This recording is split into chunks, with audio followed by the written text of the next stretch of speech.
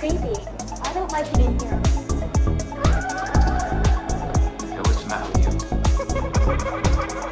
Where did you go?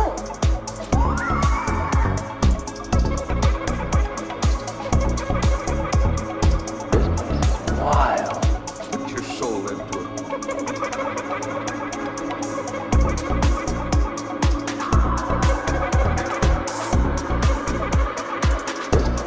Wild. What's going on around you?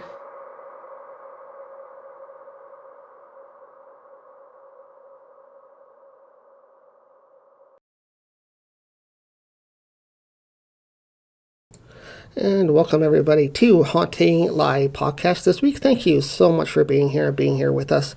We are live right now, and we do have a very special guest coming on in just a moment. We're going to be talking to a former guest that we had on in the past here on Haunting Live. She is joining us here again for this final episode of our season 2. And she's going to be talking to us about what she's been doing lately. So it's going to be great to catch up with her in just a moment. But first of all, thank you guys so much for taking time out of your holiday to be here with us on Haunting Live. We do appreciate that. And if you haven't yet, don't forget to hit that subscribe button on our YouTube, as well as like our videos if you like what you see here today.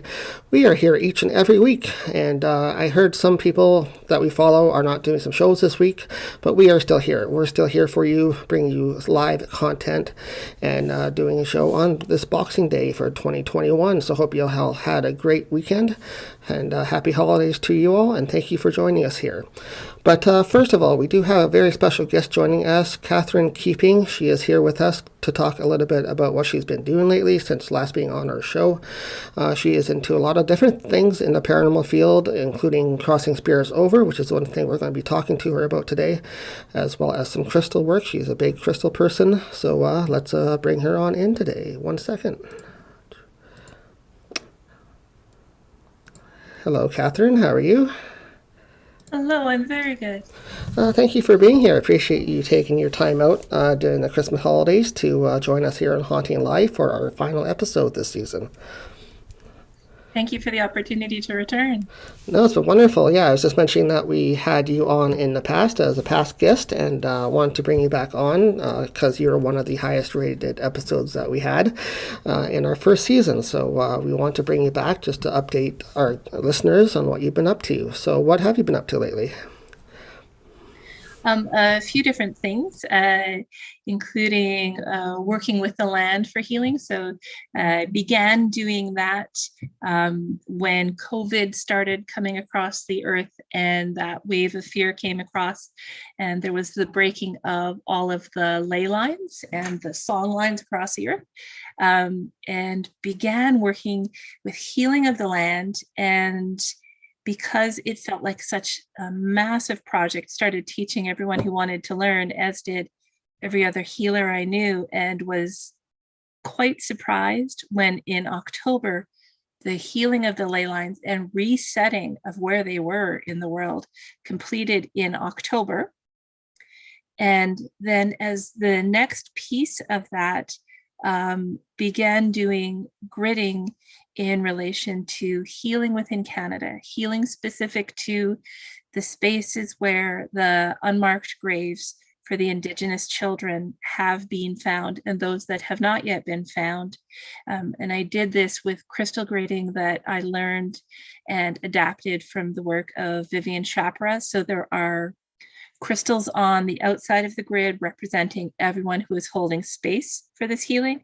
And there are crystals at the center of the grid for all of the spaces across Canada that graves have been found and could be found, so that the land can first be healed.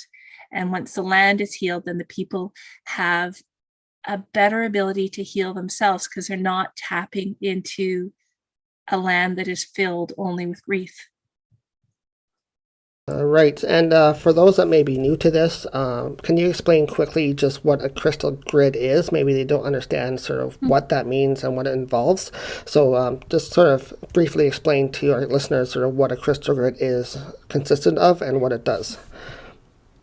So a crystal grid can be used towards any purpose. You could be using it for love, for abundance, for healing, for whatever you'd like.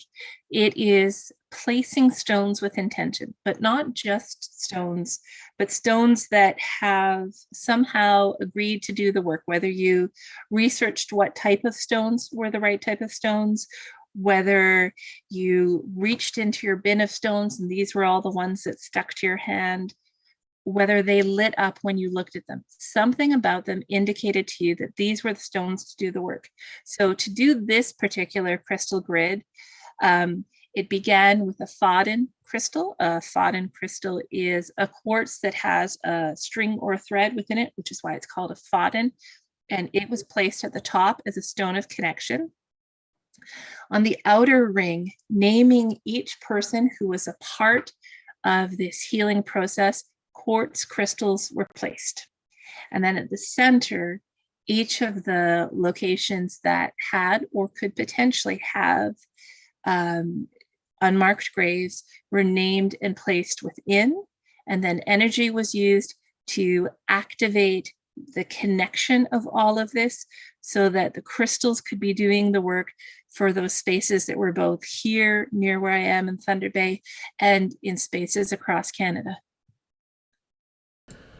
Okay, so you did this as intent to help heal all across the provinces, Yes. not just in your region of Thunder Bay. How much energy did you have to put into that in order for it to reach that far out? Like, what sort of steps did you have to take besides picking out the crystals? Was there some other sort of meditation or something you had to do to say, okay, I want this to stretch out this far? The intention was in a couple of ways. So it was both in the naming of the people who'd agreed to be a part of it, in the naming of the places, which was what made the connection, in the Fodden crystal, which is a connector crystal, and intention went into it partly because of the stones. I had been asked by the stones many months ago to begin the process of healing the land through the crystals. And I initially said no.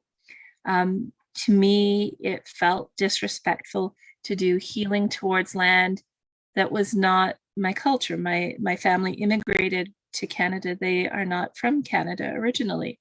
And so to make that choice took listening to the stones over and over and over again as they gave me the process of how to create this grid, of how to make these connections, and actually reaching the point where a stone fell on my head and thinking, I don't want something heavier to fall on my head. It's time to pay attention.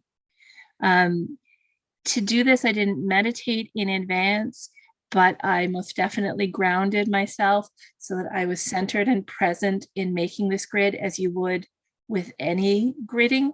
So for me, grounding is a process of following the breath, following the inhale and the exhale 2 to 3 times until I know that I am present and connected before I do this work of intention. Right. Yeah, you definitely want to listen to the stones, especially if they are kind of throwing themselves at you and hitting yourself in the head. Saying a strong message there for sure. Yeah. And for people that may not know about you directly, you are able to talk to stones. So maybe explain that a little bit and how you were able to actually talk to and hear stones as they speak to you. So I've been working with crystals for a few decades now. And to me, communicating with stones is a very layered thing, so that there are times when I hear voices as clearly as I would hear your voice. There are times when I hear music, and when it becomes discordant, it is the stones asking for your attention. There are times when I see stones that are glowing that would not naturally glow, and I know that this is a stone that is calling out to do the work. And I have been learning about the sense of smell as an intuitive gift that shows up as well when I'm communicating with stones. So for me, cardamom is a negative smell, and so that always shows up when you're picking the wrong stone, going in the wrong direction, and then it shifts to literally anything other than cardamom for me when it's in the right direction, so that hearing the stones is both hearing their voices in words or in song, is seeing the light, is smelling as well. Yeah, it's very interesting that it's all sort of like a personal experience as well, I think, then from the way you're describing it, that you have personal smells, you have personal hearing, so it tells you your own way, sort of like the same way, say you use a pendulum or something, it has a crystal on it, but it moves in a certain way that you know it's moving for you. So I think that's sort of the same line, isn't it? Absolutely. And you can do that same pendulum work with a wooden pendulum or a metal pendulum to find what the crystals are asking, so that if I wanted to ask a stone something and I don't hear or see or smell information around a stone, I would use my pendulum to find yeses or nos. And before I began that, I would do that same grounding work of the breathing to make sure I was there and fully present. I would check my pendulum for accuracy. Am I running at 50% accurate today? Am I running at 90% accurate? So that then I know what to do. And all you need to do that is to have a chart that runs from 0 to 100. And if you don't have a chart, you could use your hand, and your pinky finger could be 0, your thumb could be 100, and you run your pendulum and see where does it show up for accuracy, so that I know that if I'm saying to the rose quartz, do you want to do work of unconditional love today? And my accuracy is 50%, then I'm not going to be doing really great communication with my crystals, and I need to find another way than a pendulum that day. Right, that's good advice too. If you're doing any type of spiritual work with crystals or pendulums, it's good to actually test it before you do that. I do that as well when I do my work. I usually ask it to any which way to do that before we start doing any type of work. Show me yes, show me no right away, so it kind of gets reset. And then I also ask it if it's ready before we start asking any questions at all, and then it'll go like neutral for me, and it'll be like, yes, it's ready. So I do that for myself as well. Yeah, but that's a good way to do it too. So, and I also do that at the beginning, because I have a number of different pendulums, and from day to day, my aqua aura one and my amber one might show yeses and nos differently. And so it's worth checking to make sure that what I'm reading as a yes is actually a yes. Yes, definitely. It's worth testing it for sure, because your energy might be off also the one day that you go to use that crystal or something, and it might not be reading it the same as you used it last time. So yeah. So anyways, let's touch back upon your crystal grids that you're working on for Indigenous. How did that turn out? Like, how did things go through the process for you? Did it work the way you intended it, or what was the outcome so far from doing the grid? To be honest, I don't know an outcome yet. It was first placed the morning of the 21st of December, because that's when the stones wanted to do so. And I've gotten feedback from the people who were part of it and connected to it, and who will be connected again in the future, on how they felt the energy, when were they giving and when were they receiving energy from this crystal grid, about times when they felt more grounded and more peaceful, and times when they felt things shifting around them. But I do not know more yet, only that there's going to be at least one more step in this process. And part of the reason I know that is because when the grid was complete, normally I would clear the stones and set them aside so they're ready for something next. And I'm not allowed to put them away yet. So clearly there's more to come. Okay, no, that's perfect. That I didn't realize it was such a recent thing. I thought it was more like a older thing that you started a little while ago, but it was quite recent apparently. Yeah, no, I've been asked to do it for quite a while, but it really took a lot of nudges from the universe, because I so wanted this to be something that was about respect if I was going to be doing it. And so it took listening over and over again. And what made you, besides the stone falling on your head, to say, yes, I'll do it for you? Was there any other messages from like spirit guides or any indigenous spirits come to you and communicate with you to say, this is something I'd like to see done? Or did you have any messages? I didn't have my spirit guides show up, but I have had, in working with different people I know who are Indigenous, I have had their spirit guides giving messages not just to them, but to me during their healing process,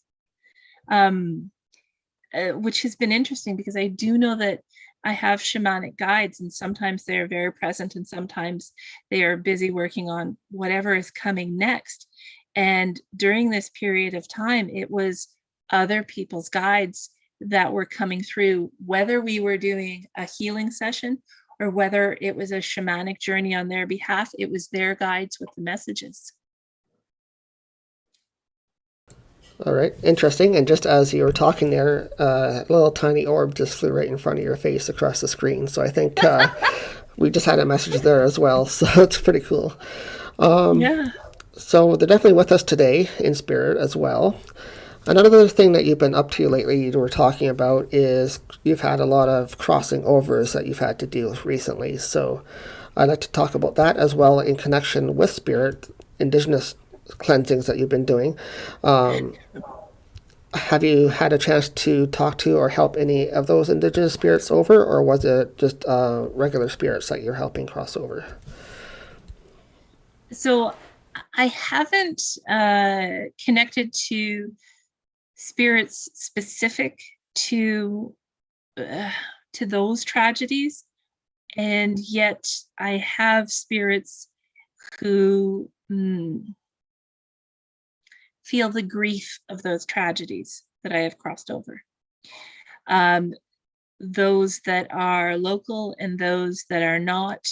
I have found over the past 6 weeks that I have done more spirit crossings than I have done all year, which is unusual. I tend to see more of them in the summertime, but it's been the past 6 weeks. It has been spirits who have clearly been wandering for a long time, spirits who have been witness to tragedy, who are showing up, and they are not showing me a purpose that they decided to stay here for, but instead they are showing me what they have witnessed. And then once they have shown me what they have witnessed, then they are ready to cross over, whether they are crossed over with sending them to the light, with bringing in the appropriate guides for them, with bringing in angelic help, with working through sound for them, with creating a portal. It didn't matter what it was. They are coming through as witnesses. And once they have released their story, then they are ready to cross. And many of them have been witness to these tragedies in different places in Canada. And what's been interesting to me is that they are of all races, they are of all ages. The only thing consistent is that they are witnesses. So it may have been either somebody involved in the situation or maybe a relative of somebody that has passed that was connecting with you. It's that, and it's more. It's sometimes it's spirits who have been wandering for some time and happen to bear witness to what is going on in our current timeline. And sometimes it is someone who was there and was in hiding so that they did not get harmed, or who heard the story from someone else who was a child there, or just any number of ways that there is a connection. But what is clear is that their stories are true, their stories are honest. And it's even more important that those stories are coming out now and being faced Yes. for the first time. So, and that truth is coming out. So that's what's important too. Mhm. Yeah. I know down here, Chris and I here at Haunting Live actually recently went down to the location in Brantford, so we checked out and paid our respects to the land and the property down there as well. So it was really interesting to feel that energy on the property, but also to walk around the cultural museum that they have there too. So we got to actually check out the museum, and we did a quick little video from the land there as well that anybody can check out on our YouTube as well. And we caught some interesting things just walking around the property there too. So. What other types of spirit energies have you come in contact with then that you have crossed over recently besides Indigenous? I've had a lot of echoes showing up. When a person has a significant event, extremely joyful or extremely overwhelming, they often leave a piece of themselves behind. And that echo can be amplified over time. That has shown up more than I would have ever expected. You can often find them down around areas where the War of 1812 crossed borders in Canada, and you can find these echoes of people, or you can find echoes in the places where soldiers marched before they went off to World War II, and there was this great fear before they went off to war. But these echoes of people are not of this. These echoes are pieces of people that they have been missing. They've been missing quite literally a piece of their soul, and crossing over these echoes allows souls to come back into completion. And are you able to actually help them then with that? Or are you able to help them find what they're looking for? Or? I have been, but I'm also finding it's a little bit of a different process. Their energy feels to me more sticky. So I often burn a sage, a sweetgrass, and incense. It helps to unstick the energy so that then the echo can be crossed. So you find they're kind of stuck here for a certain reason or another that they're not crossing themselves then? We can get stuck for a number of reasons. We can get stuck because we had something like dementia or a car accident, something with memory, where when it comes time to cross, we are quite confused. And we can get stuck because of extreme emotion, that we are worried for someone, that we are in fear, that we love someone or some place so dearly that we don't want to leave. And there isn't a realization that once you cross, you can be whole again and visit any time. And so depending on who the spirit is, who the entity is, who the echo is, it changes the reasons why you got stuck. Most people don't get stuck. Is it normally a smooth process then? Say you just pass away of natural causes and then you cross. But say the theory is, of course, that you have a traumatic death, then there's reasons why you stick around, right? Absolutely. Mm-hmm. Yeah, so is that what you're referring to? Is that if you had a traumatic issue before crossing, you'd be kind of stuck here and you're not realizing that you can come back? Exactly. And it takes a fair amount of time if you don't realize that you can cross, to find someone to help you cross. What's interesting to me is that there are so very many people in this world who can see spirits, and so few who choose to learn how to help, that a lot of people who can see spirits are afraid of them rather than feeling compelled to help them.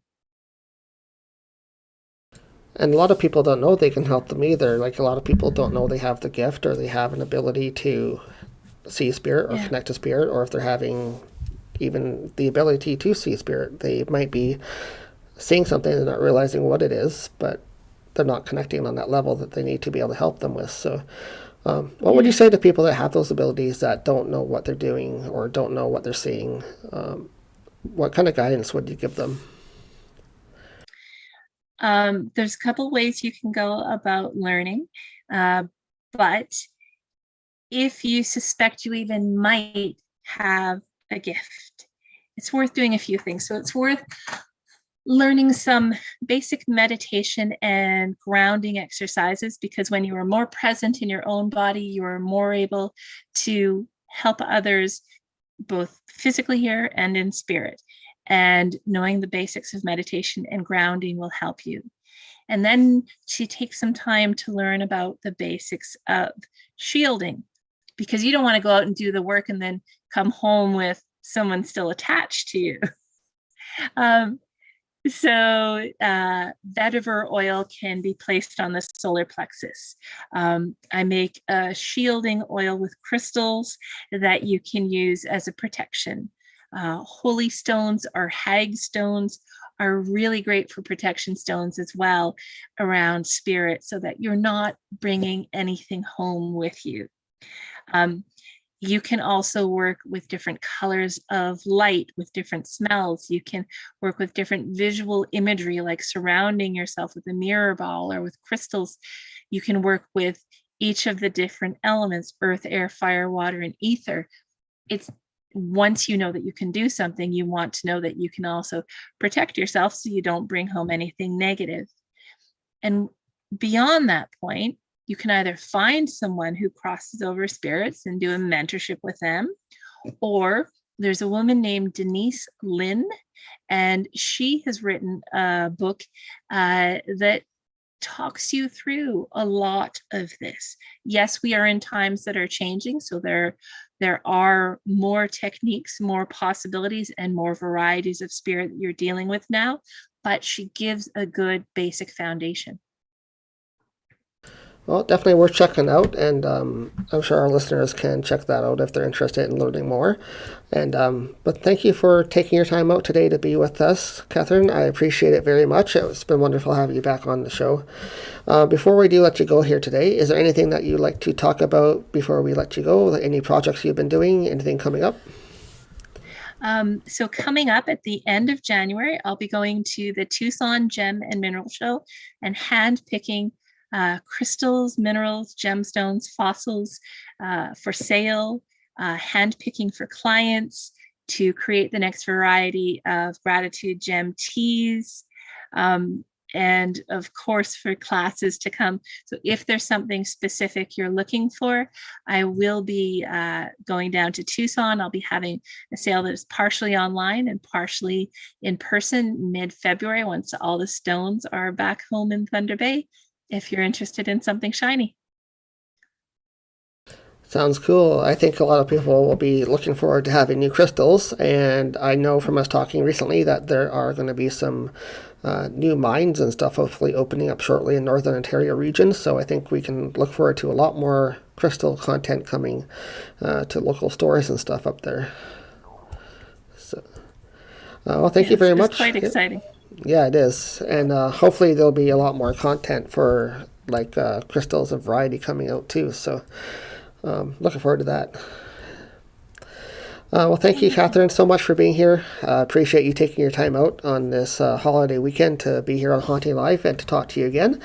And like I said at the beginning, Katherine was one of our past guests, and it's great to catch up with her today here on Haunting Live. So thank you. Thank you very much. No problem. Have a great weekend. Happy holidays. Yep. Bye. Bye-bye.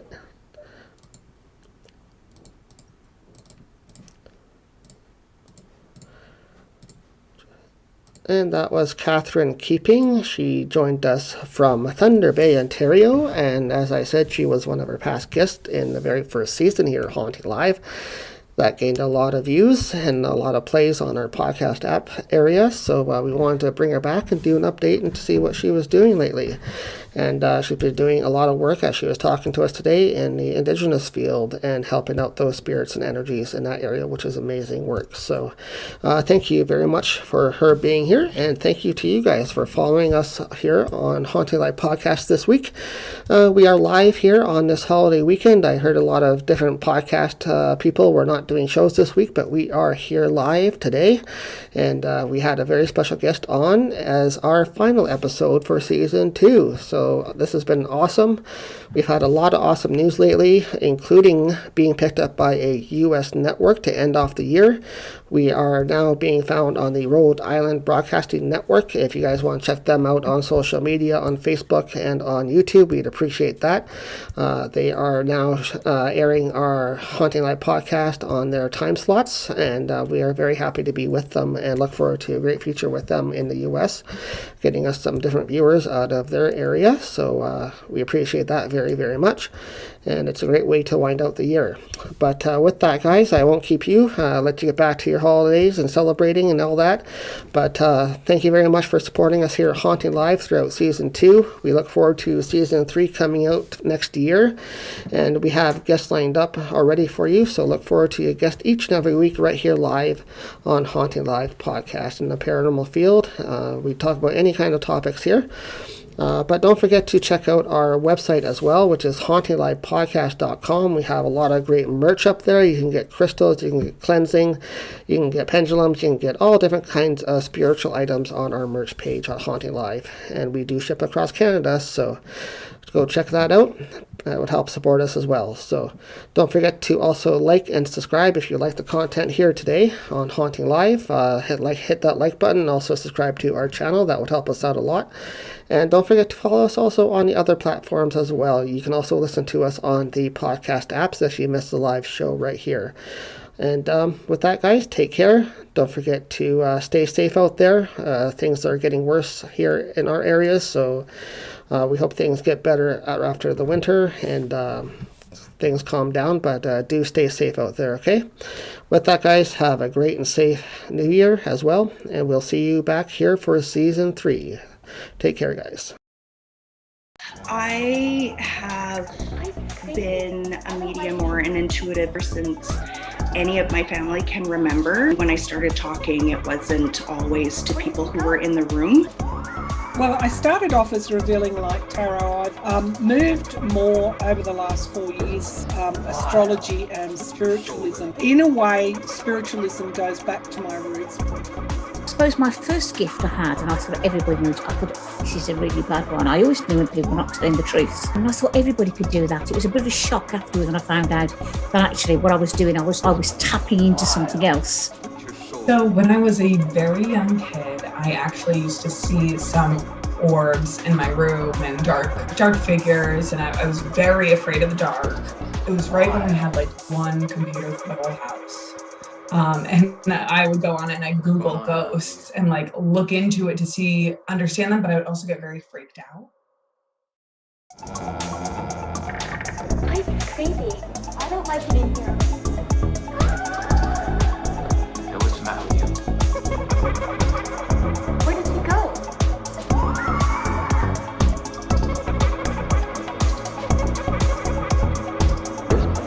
Wild. Put your soul into it.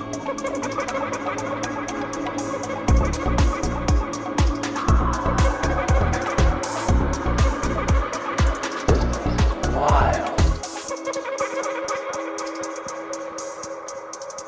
What's going on around here?